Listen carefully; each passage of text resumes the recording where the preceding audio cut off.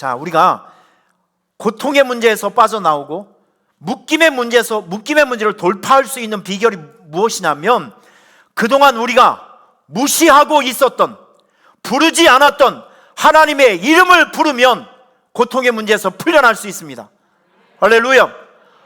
환난 날에 하나님의 이름을 부르면 풀려날 수 있다니까요.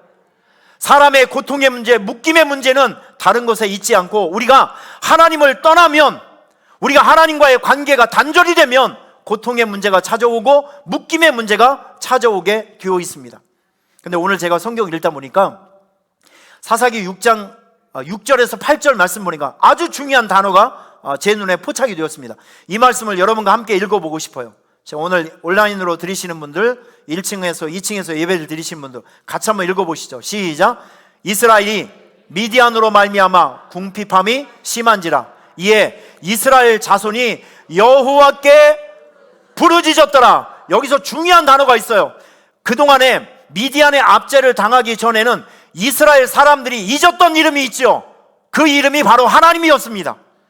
그런데 압제를 당하고 고통의 문제에 있으니까 이스라엘 사람들이 다시 누구의 이름을 불렀다고요?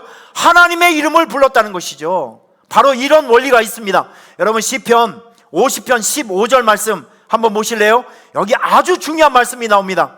환난 날에 나를 부르라 말씀을 보여주시죠. 여러분, 이 말씀을 꼭 기록하시고 기억하셔야 됩니다. 우리 같이 한번 읽어볼까요? 시작. 환난 날에 나를 부르라. 내가 너를 건지리니 내가 나를 영화롭게 하리로다. 환난 날에, 고통의 날에 누구의 이름을 부르라고요? 하나님의 이름을 부르면 하나님께서 여러분들을 구출해 주신다고요. 고통의 문제가 있습니까? 묶임의 문제가 있습니까? 그러면 그동안 여러분들이 잊고 있었고 부르지 않았던 하나님의 이름을 부르게 되면 살 길이 열린다. 고통의 문제에서, 묶임의 문제에서 얼마든지 빠져나올 수 있다는 것을 기억하시길 바랍니다. 두 번째, 어떻게 하면 고통의 문제, 묶임의 문제를 돌파할 수 있을까요? 삶의 궤도를 수정하십시오. 저는 초등학교 다닐 때 과학 시간에 이런 걸 배웠습니다. 이 태양계 행성의 이름을 배웠어요. 제가 설교를 준비하면서 진짜 깜짝 놀란 것이, 야, 조기 교육의 힘이 이렇게 위대하구나. 제가 초등학교 때 언제입니까? 그런데 태양계 행성을 제가 한번 외워보니까 수금지화 목토천해명, 제가 이렇게 똑똑하다는 걸 처음 알았습니다. 이거 여러분 기억나세요? 과학 시간에, 자연 시간에 배웠잖아요. 태양계 이렇게 막 별 보면서 수금지화 목토천해명. 이거는 태양계에 있는 행성은 태양을 중심으로 해서 이렇게 돌아가는 것이 태양계 행성입니다. 그러면 저의 질문, 하나님의 자녀들은 도대체 누구를 중심해서 무엇을 중심으로 살아가야 합니까? 이게 저의 질문. 답은 이렇습니다. 하나님의 자녀들은요, 하나님을 중심으로 돌아야 하고, 그리고 교회를 중심으로 살아가야 합니다. 이게 우리 예수 믿는 사람들의 영적 궤도라는 거예요. 지금 태양계에 있는 행성들은 태양을 중심으로 해서 돌아야 합니다. 그런데 우리 예수 믿는 사람들의 영적 궤도는 무엇이냐면 하나님을 중심으로 돌아가야 하고 교회를 중심으로, 예배를 중심으로 해서 살아가야 합니다. 그런데 이 궤도를 이탈하게 되면 가난이 찾아오고 압제가 찾아오고 고통이 찾아오고 질병이 찾아오게 되어 있어요. 오늘 이 말씀을 들으면서 여러분의 영적 궤도가 잘못 설정되어 있으신 분들은 다시 하나님 중심으로 살아가시길 바랍니다. 교회와 예배의 중심으로 삶의 시스템을 전환하시길 바랍니다. 영적 궤도가 수정되면 고통의 문제, 묶임의 문제에서 벗어날 수 있습니다. 자, 세 번째, 고통의 문제, 묶임의 문제 어떻게 돌파할 수 있을까요? 삶의 목표를 바꾸면 돌파할 수 있습니다. 자, 여러분, 이 사사기에 보면 그 당시에 살고 있었던 사람들의 삶의 모습이 나오는데, 자, 여러분 한번 저를 보시죠. 사람마다 자기 소견에 옳은 대로 행하였더라, 이런 말씀이 있어요. 지금 이 말을 쉽게 얘기하면 그 당시에 살고 있었던 사람은 자기 마음대로 살았다는 거예요. 자기 마음대로, 느낌대로 살고 감정대로 살고 그냥 자기가 하고 싶은 대로 살았다는 것입니다. 제가 물어볼게요. 오늘은 질문이 많네요. 하나님께서 모세에게 율법을 주신 이유, 두 가지 이유가 뭐죠? 하나님께서 이스라엘 백성들에게, 모세에게 율법을 주신 두 가지 이유. 율법은 법입니다. 법. 지키면 유익함이 있고 안 지키면 벌이 있는 거예요. 이게 율법입니다. 율법을 지키기 위해서 노력이 필요하고 또 지키는 수고가 필요합니다. 그런데 하나님께서 무질서 가운데 십계명이라고 하는 하나님의 백성들에게 율법을 주신 이유가 무엇이에요? 이겁니다. 구별과 축복을 위해서. 하나님의 백성들이 달라야 될 거 아니겠어요? 하나님의 백성들이 이런 신을 섬기고 저런 신을 섬기면 안 되잖아요. 영적 경계선이 없잖아요. 하나님께서는 하나님의 백성들을 너무나도 사랑하고 있기 때문에 반드시 지키면 복을 받을 수 있는 10가지 계명을 주셨습니다. 이 율법이에요. 그래서 하나님은 그 율법을 통해서 자기 백성을 거룩하게 지키고 싶은 뜻이 있었어요. 계획이 있었습니다. 이게 율법을 주신 이유가 바로 이겁니다. 거룩과 성결을 위해서, 그리고 지킨 자들에게 하나님의 복을 주시기 위해서. 율법은 우리에게 고통을 주시기 위해서 주신 것이 아니라 하나님의 백성들을 하나님의 백성답게 지키기 위해서, 거룩과 성결을 위해서, 그리고 하나님께서 백성들을 축복해 주시기 위해서 바로 이러한 율법을 주신 이유가 그렇습니다. 여러분, 우리가 세상을 살아가면서 내가 원하는 대로, 내가 살고 싶은 대로 사는 것이 멋있는 게 아니에요. 이게 여러분들의 삶의 목표가 되어서는 절대 안 됩니다. 듣기에는 좋지만 위험한 말이 있어요. 내 인생은 나의 것. 민혜경 씨인가요? 가수 민혜경, 그쵸? 내 인생은 나의 것, 뭐 이런 노래도 있잖아요. 여러분, 근데 이게 내 인생은 나의 것, 말은 진짜 예쁘죠. 멋있죠. 그리고 요즘 사람들은 이런 얘기를 합니다. 인생은 내가 원하는 대로 사는 것이 가장 나다운 것이다. 말이 너무 철학적이고 멋있지 않아요? 인생은 내가 원하는 대로 살아가는, 이게 가장 나다운 것이래요. 근데 이걸 자세히 보면 이 뭔가 하나 빠졌어요. 여러분들에게 질문합니다. 여러분들의 인생은 누구의 것입니까? 여러분의 인생은 누구로부터 시작되었습니까? 우리는 우연의 존재가 아닌가요? 사람들이 이렇게 생각하고 있다고요. 나는 어쩌다 보니까 세상에 태어났어요. 그러니까 어쩌다 보니까 내가 태어났으니까 내 인생은 내 거니까 내가 원하는 대로 살아가는 것이 가장 나다운 것이라고 생각하고 있습니다. 그런데 성경은 이렇게 시작하고 있습니다. 태초에 하나님이 천지를 창조하셨다. 여러분, 이게 무슨 뜻인지 아시겠습니까? 여러분들은 우연의 존재가 아니라 하나님의 거룩한 창조물이라는 거예요. 여기에 오늘 예쁜 꽃이 있네요. 우리 백권사님이 예쁘게 꽃을 이제 가지고 오셨는데, 이 꽃병을 보세요. 이 꽃병은 물잔이 아니잖아요. 누군가 이거 꽃병을 만들 때는 이 꽃을 이렇게 예쁘게 담기 위해서 꽃병을 만든 거잖아요. 마찬가지로 하나님께서 하물며 이 꽃병을 만드는 데도 이유가 있고, 꽃을 만드는 데도 이유가 있고, 동물을 만드는 데도 이유가 있는데, 하나님께서 자기의 형상을 닮은 사람을 만들 때는 목적이 없었을까? 아니죠. 목적이 있죠. 여러분들은 목적의 존재입니다. 사명의 존재입니다. 우리는 이 세상을 살면서 내가 원하는 대로 살아가는 것이 인생의 목적이 아니라 나에게 담아 놓으신 하나님의 계획과 뜻을 내 삶을 통해서 이루어 드리는 것이 여러분의 삶의 목표가 되셔야 합니다. 이러한 목적 설정을 제대로 하시게 되면 하나님께서는 여러분들에게 고통의 문제, 묶임의 문제 풀어주실 것입니다. 목표를 수정하세요. 내가 원하는 대로 살아가지 말고, 내가 편한 대로 살아가지 말고, 하나님께서 주시는 사명과 하나님께서 주신 여러분들 향해서 이루고 싶어 하시는 뜻을 빨리 깨달으셔서 그 일을 평생 이루며 살아가는 여러분이 되시길 바랍니다. 그러면 하나님은 여러분들의 어마어마한 후원자가 되실걸요, 동력자가 되어주실걸요, 응원해 주시는 분이 되실걸요. 이걸 버리고 엉뚱한 일을 하니까 가로막는 거 아니겠어요? 이걸 버리고 엉뚱한 일을 하니까 채찍으로 치시는 거 아닐까요? 저는 그걸 알기 때문에 저는 평생도록 목사로 살아갈 겁니다. 할렐루야. 저 말리지 마세요. 저 계속 이렇게 살아갈 겁니다. 할렐루야. 이건 나의 길이에요. 내가 해야 될 일들입니다. 자, 네 번째, 어떻게 하면 고통의 문제, 묶임의 문제 돌파할 수 있을까요? 사용하던 무기를 바꾸십시오.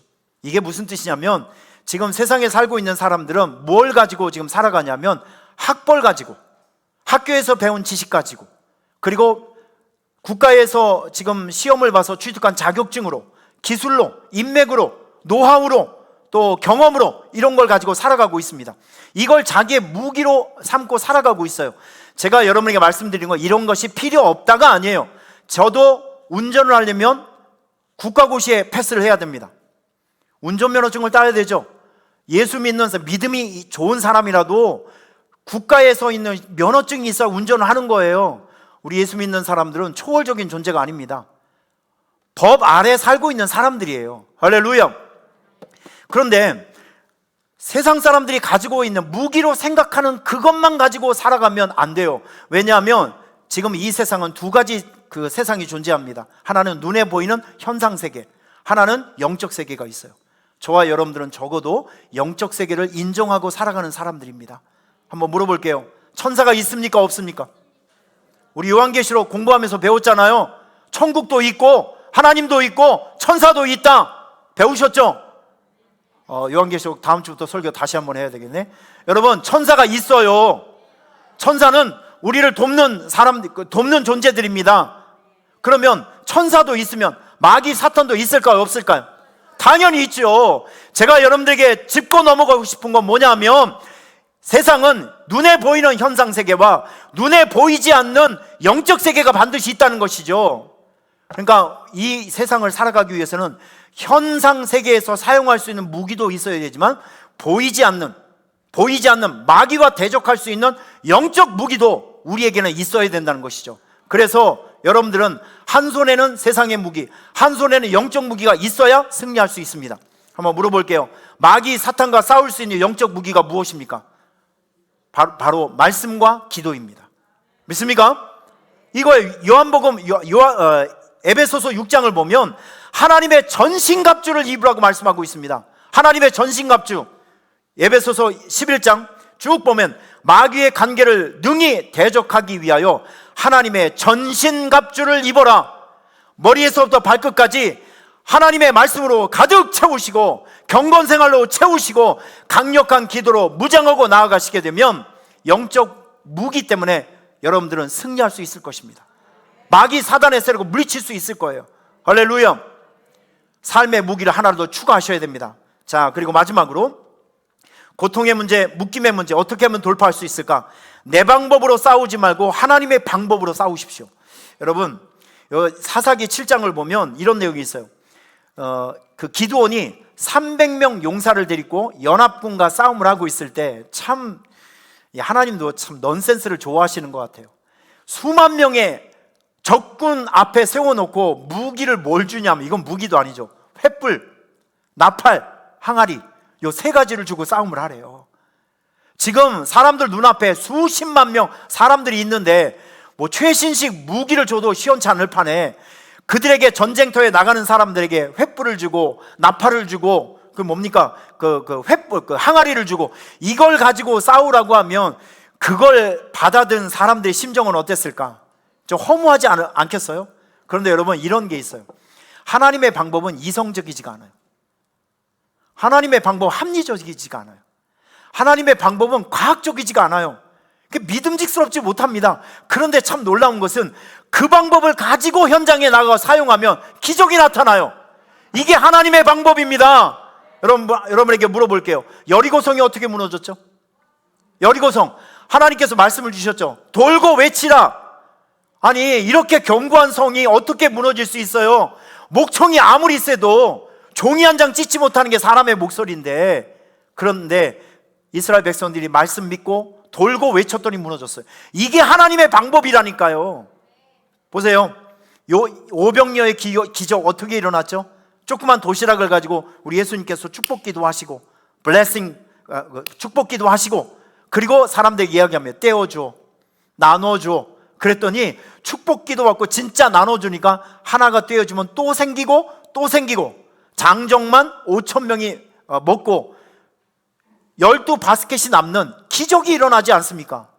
하나님의 방법은 참 과학적이지가 않아요. 합리적이지도 않고 이성적이지도 않습니다. 하지만 그 방법을 나의 구원으로 믿고 붙들고 사용해서 현장에서 사용하면 거기에서 기적이 나타나요. 여러분, 이거는 믿는 자들에게만 나타나는 신비입니다. 믿는 자들에게만 나타나는 신비. 우리가 고통의 문제, 고난의 문제, 묶여있는 문제, 이거 합리적인 방법으로 돈의 문제, 건강의 문제, 지금 막혀있는 인생의 문제, 많은 것들이 있어요. 이럴 때 강단에서 목사를 통해서 주의 종들을 통해서 늘 들려오는 말씀이 뭔지 아십니까? 기도하십시오. 어려운 문제가 있으면 기도하세요. 하나님께로 돌아가세요. 이럴 때일수록 더 힘있게 하나님을 섬겨야 합니다. 또 말씀에 순종해야 됩니다. 이런 원론적인 얘기를 듣게 됩니다. 이게 피부에 와닿진 않아요. 내가 지금 돈이 필요한데, 지금 나에게 필요한 건 돈인데 돈은 안 주고 맨날 기도하래. 그런데 여러분, 이런 게 있습니다. 이 말씀 믿고 하나님의 방법을 진짜 내 인생을 구원한 인생의 구원으로 믿고 현장으로 나아가서 기도하다 보면 기적이 나타나요. 이론에서, 상식에서, 과학에서 없는 방법으로, 도우심으로 그 일에 역전이 일어나는 게 됩니다. 이게 하나님의 방법이에요. 여러분, 하나님의 세계는 인간의 언어로 표현할 수가 없어요. 인간의 이론으로 만들어낼 수 없고 증명해낼 수가 없습니다. 하지만 존재합니다. 확실합니다. 약속을 지켜주십니다. 오늘 말씀 한번 우리 찬양단 나오세요. 우리 오늘 말씀을 우리 한번 정리를 해볼까요? 한번 여러분들에게 물어보겠습니다. 인간의 고통의 문제 어디서 오죠? 하나님을 떠나면. 묶임의 문제, 고통의 문제, 하나님을 떠나면 사람은 공고해지고 아픔이 있습니다. 고통의 문제, 묶여있는 문제 풀 수 있는 방법이 있어요. 돌파할 수 있는 방법이 있어요. 5가지를 제가 여러분에게 말씀해 드렸습니다. 그동안 무시하고 살았던 하나님의 이름을 다시 부르십시오. 삶의 궤도를 수정하세요. 삶의 목표를 바꾸십시오. 사용하던 무기를 바꾸고, 그리고 내 방법으로 싸우지 말고 하나님의 방법으로 싸워보십시오. 그러면 고통의 문제, 묶임의 문제가 풀어지게 됩니다. 할렐루야. 오늘 이 시대 안에서 많은 고통과 묶여있는 문제 때문에 아픔 당하고 지금 심각한 고민 속에 빠져있는 여러분들에게 그 문제를 풀 수 있는 결정타가 될 수 있기를 축원합니다.